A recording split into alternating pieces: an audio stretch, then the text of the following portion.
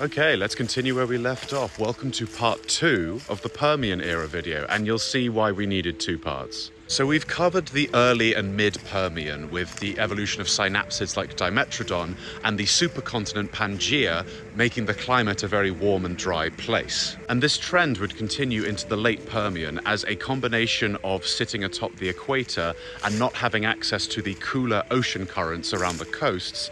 The center of Pangaea essentially became this one gigantic desert. And it is here where we see some of the most insane life that has ever evolved on land. These guys are brutal. Herbivores had essentially evolved 2 main tactics, either move around or hide.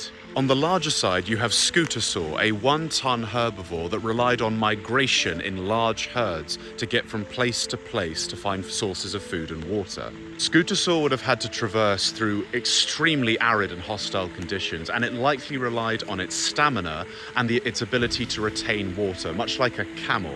And funnily enough, these guys are actually the ancestors of turtles. And on the smaller side, you have Diictodont, who, I'm sorry. Diictodont was this silly little guy with an extremely effective strategy. What they would do is they would burrow underground deep enough to find the much cooler earths in order to wait out the heat of the day. It also protected them from predators, which was very important in the late Permian. Also, those little tusks weren't for eating things. It was probably for display and mating, which is just very funny. I like Diictodon. Now, the world was no longer plagued by the menace that was Dimetrodon, but instead, its descendant, Gorgonopsis, one of the most terrifying land animals that has ever lived. Shout out to the primeval crowd out there, I know you know what's up. Like Dimetrodon, I want to do a video specifically about Gorgonopsis, because when I say I would rather face a T-Rex down than this thing, I am not joking.